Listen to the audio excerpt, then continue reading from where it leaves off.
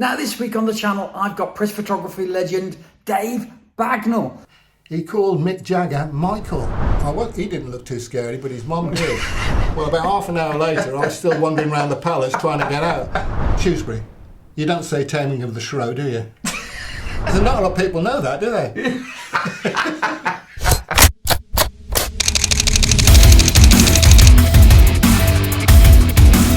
Okay, hello and welcome to Riley Photos channel. This week we're talking press photography, and this is actually my first boss. Can you believe it? This is Dave Bagnall. Dave, how you doing? Phil, I'm all right, mate. Well, we've come to talk press photography. So first of all, tell us, how did you get into press photography? Well, I was pretty useless at school, to say the least. I didn't pass a single exam. And when it came to about 2 months before leaving school, the careers officer came to see us and he said, "What do you want to do?" And I said, "I want to be a photographer."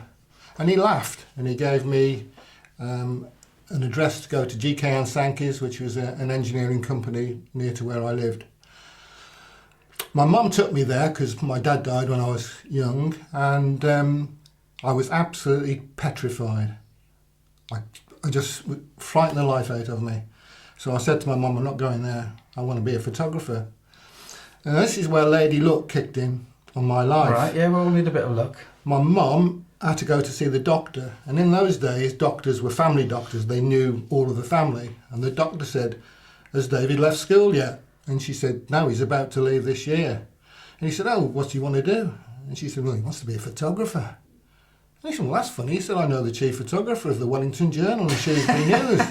It's all about who you know. Even then, it's all about who you know, not what you know. Yeah, absolutely. And a week later, I got an interview with the chief photographer, a man called Cliff Nicholas, and the joint owner of the paper, a man called Tom Leake.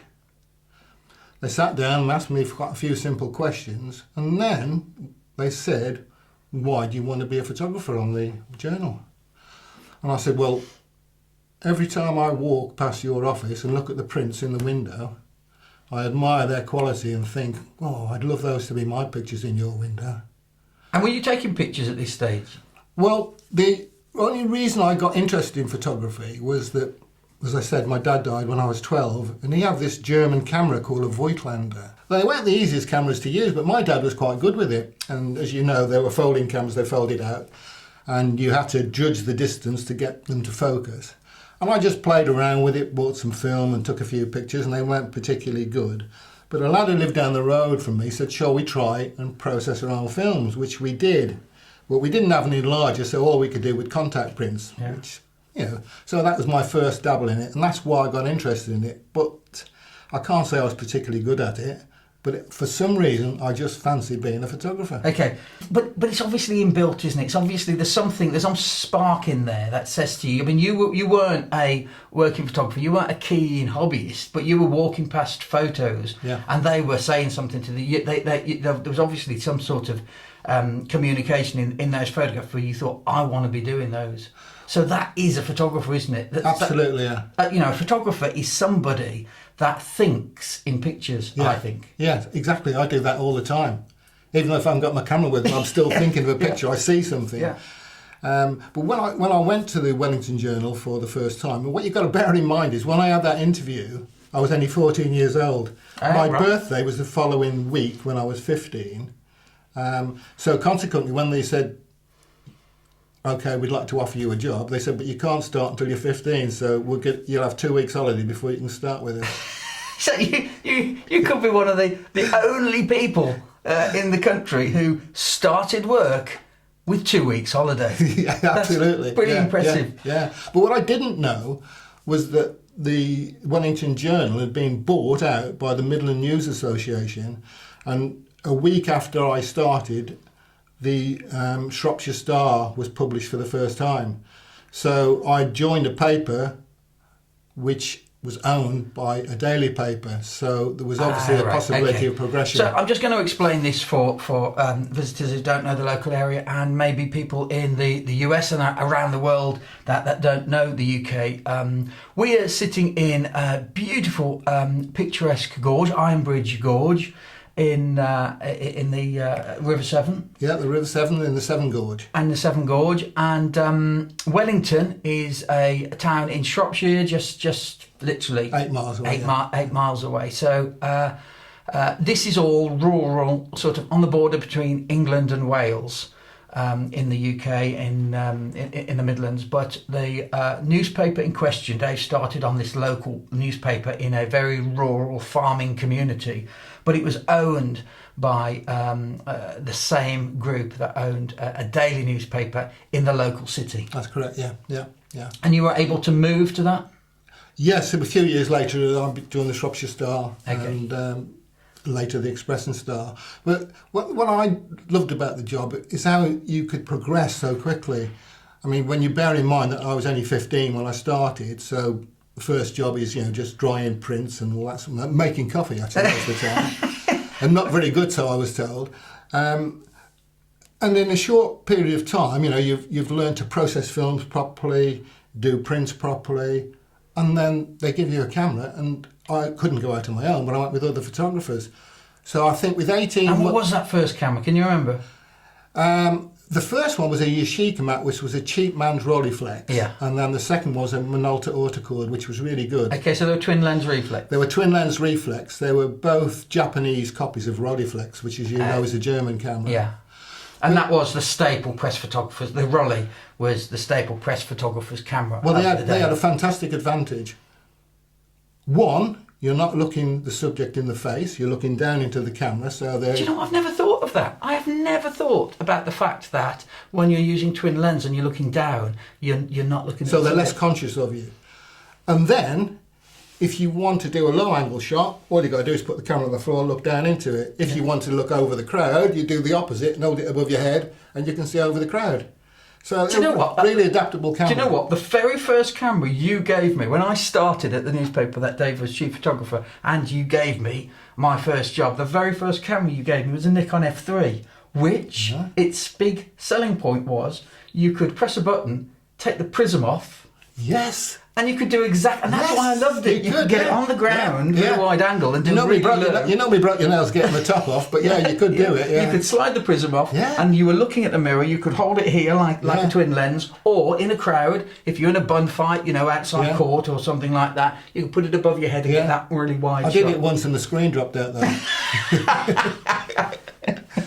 But one thing that I was going to say was, so 18 months after I'd left school, I was in the Rolling Stones dressing room in Shrewsbury, photographing the Rolling Stones. So from 18 months, I'm in the same room with some of my heroes.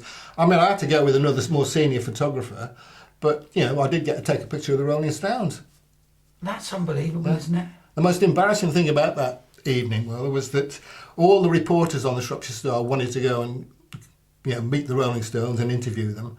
But the news editor was a man called Gordon Riley. He went himself, and obviously he was a middle-aged man. And I always remember it. He called Mick Jagger Michael. And I thought, how embarrassing. Michael Jagger. Oh, well, only in Wellington. Was that in Wellington, was it? That was in Shrewsbury. Oh, that's in Shrewsbury. Yeah. Oh, if you could just, for the English viewers, could you just clear this up, you being here? Shrewsbury or Shrewsbury? Shrewsbury. You don't say Taming of the Shrew, do you? I'm a common man at Shrewsbury. But my mother-in-law went to the Royal Shrewsbury School and tells me absolutely Yeah. it's Shrewsbury. If she went to the Royal School, it would be then, wouldn't it? Anyway, okay, so what happened next? You were at the Shropshire Star, and then you went on to the Express and Star. We're on film. We're on 35mm by this point. Yeah, I'm just trying to think. The first year I got my first 35mm. I had to carry on using the Minolta for quite a few years. So I was probably about So with 12 exposures of film. 12 exposures of film. Yeah. So if you covered a football match, if you press the button, it's going to be second and a half before you can take the next one. Yeah, because you've got Which to, is a lot you've got better to than run. Yeah. So you had to time it correctly. Yeah, and that's where certainly things. We'll get onto sport later because Dave became a very, very good sports photographer, But you always said to me, I was always, I was good at boxing, but I was always very adept at avoiding having to do football. And Oh, it's funny you should say that, because I was absolutely awful at boxing. I'm probably the worst boxing photographer that's ever existed. I went to cover a fight one night, and nobody told me that the man that was fighting was a Worcester boxer called Mickey Baker, and he was like a windmill. And he threw about 30 punches in the first 10 seconds, and the fight was over in less than a minute, and I hadn't got a picture. Oh, you hadn't taken anybody? I went into sheer panic mode, and I'd literally climbed up onto the ropes of the ring and prompted him, to do one of these as a pose picture. So. Yeah, and that's the thing as well with press photographers is you always find a way out, don't you? There's got to be a plan B, isn't there? There has to be a picture. Yeah. There is no option to come back with no picture. No, not with the people we work with. That was Absolutely, yeah. Yeah. I mean, one thing I've always thought about being a press photographer, certainly in my case, you've got to be good at everything. So basically, you're a jack of all trades, but possibly master of none. Yeah. But isn't it the best training ground? Absolutely, yeah. Because you have to do everything. You have to be able to sit in the rain under hopeless floodlights, doing sports photography, and then the next day you might be doing a royal visit. And the next day you might be doing some headshots in the office and in a play group doing an Easter bonnet parade. I mean, Or you could be standing outside a court on your own trying to photograph somebody who might be quite aggressive, shall we say. I know. And that was, the way it works with press photography or the way it did work, is that people would ring in and tell the news desk what was happening. And so you'd have a diary, and every day it would say, at 10 o'clock there's a demonstration outside these offices here, and at 12 o'clock this playgroup's having an Easter bonnet parade, and at 1 o'clock this couple are celebrating their diamond wedding or whatever. And so all these different things, and you choose which ones you wanted to do, and then you'd go along to them. But there were jobs that everybody liked because you knew you were going to get a good picture. Oh, yeah. And there were jobs that everybody hated, and number one on that list was court snatches. Yeah. Everybody hated doing the court snatches, and that's when somebody's up in court, and they've been a bad un, or allegedly been a bad un, perhaps they hadn't, but the story is newsworthy because it's out of the ordinary, or because they're a local figure, or whatever, and your job is to go and stand outside the court, try not to be seen, and get a snap of them as they're leaving. And often they didn't want to be photographed for obvious reasons. And it could be a bit hairy. Oh, definitely, yeah. I can remember doing one court case, and the person that was in court had his mother with him. And he didn't look too scary, but his mum did. And they were both wearing martial arts shirts, so I assumed that they could be able to look at themselves. And I went outside to photograph them, and I used a slightly long lens, and I photographed, and as I photographed them crossing the road, they saw me. So you're out in the street? I'm out in the street, and they saw me, and they both glared at me, and I went, I'm trying to photograph the building in the background. They went, oh, sorry, mate. And they might have got a surprise the next day when they saw their picture in the paper. Oh, fantastic. So, thinking on your feet. Absolutely. Thinking on your feet. Yeah. Well, I did a court snatch once, and I've been trying to get this guy, I think it was a fraud case or something, I've been trying to get him for absolutely ages at this court, and it was he cottoned on to the fact that we were trying to get a picture, and he was coming out with anoraks over his head and being asked to be let out the back and whatnot, and I was desperate to do it, so I decided to hide around the corner once so you couldn't see me at all. And sure enough, he'd had a good look, and he'd stayed in the court for a while and looked through the windows, and he couldn't see me, so he parked on the car park opposite. And so out he came, walking to his car. So I ran with my camera, and I'm running down this car park with his camera. Which is not easy. And I got in front of him on his way to his car, turned around and got a couple of frames. And this guy started to chase me. He started running I thought he was going to run away, because normally I was running after him, and he was to get the picture, and he was running away. And he started at this point thinking, well, he's got the picture of it, and he was running towards me, clearly angered. And I started running backwards and thought, what was I doing?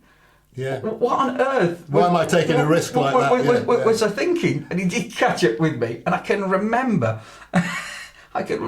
literally being in a bush with his great big fist right in front of, and he had a big sovereign ring. Oh no! And I was looking at it, thinking, I'm going to have that imprinted on my. Anyway, I said, look, so I'm just doing a job, you know, you're trying to get away from me. And actually, we laughed about it. That's the key to this job. You've got to be able to talk to people and talk them out of doing sort of something like that. Yeah. You just reminded me of, and I never thought I was particularly good at doing court cases, but we covered a case where this man was really quite a violent character, and he threatened, well, I can't go into all the details, but he was a nasty piece of work. And I went with another photographer, Paul Pickard, you remember Paul? Yeah. And we both went to Wolverhampton Crown Court to photograph this man. But unbeknown to us when we got there, he had 3 minders. It was obviously, he had a lot of money, this guy. And these minders didn't hurt us or anything like that, but they just stood in front of us and put their hand over our camera and just made sure we couldn't get him. Yeah. So we tried a few different things, 500mm lens from the top of the car park opposite the court. But the minders came out, checked, could see us, took him out a different way, just couldn't get him. And this went on for about 3 days, I think, the court case lasted, maybe longer. And we couldn't get him. And you can guess what happens next. News desk start putting pressure on. Yeah. And somebody on the news desk said, right, in that case, the final day of the court, somebody's after going to go around to his house and get him going home. And I said, well, that's going to be a bit dangerous. Anyway, I thought, we've got to do something about this. And I remembered a story that Dick Williams, the Daily Mail photographer, told me. And I followed his advice. I got the garage to get a plain van with no markings on it and park it on the petrol station, which is opposite the Crown Court, which the Express and Star owned. And I got them to got a big cardboard box, which probably had a fridge or something in it, put it into the van next to the window, cut a hole in it, and got them to park the van there about 10 minutes before the court finished. And I got inside the cardboard box with my lens ready to point through the hole. Anyway, the minders came out first, and I knew where they parked the car, so I knew they'd got to come towards this van. But the minders came out first, and they actually walked right up to the van and actually peered through the windows. What were you thinking at that point? Well, I was sweating. I was sweating profusely, I would say. And it was a hot day as well, so I had good reason. But, my heart was pounding. But they just walked away, and the one who stayed by the court, they put thumbs up, much to say it was okay. And this guy walked straight towards the camera. I got about 3 shots perfectly sharp. I had to take them through glass, but they were absolutely spot on. So, thank you, Dick Williams. So it's about thinking on your feet, press photography, and not just in things like court snatches, but everything you do. Now, you alluded to it earlier, that the press photographer needs to be able to do everything, really. I mean, that is a big part, I think, of press photography, and that's what marks press photographers out from commercial photographers and wedding photographers and straight portrait photographers and whatnot. They have to be, and you see different genres now online. You see street photography and portrait photography and animal photography and wildlife and that, and you kind of think, press photographers, they have to be. I mean, we've both done jobs where we've had to go and photograph an animal somewhere somehow, or somebody spotted some rare bird or something, so we've got to go and see if we can get a picture of it. That actually happened to me, Waxwings were on some car park eating berries by a supermarket. I remember doing that.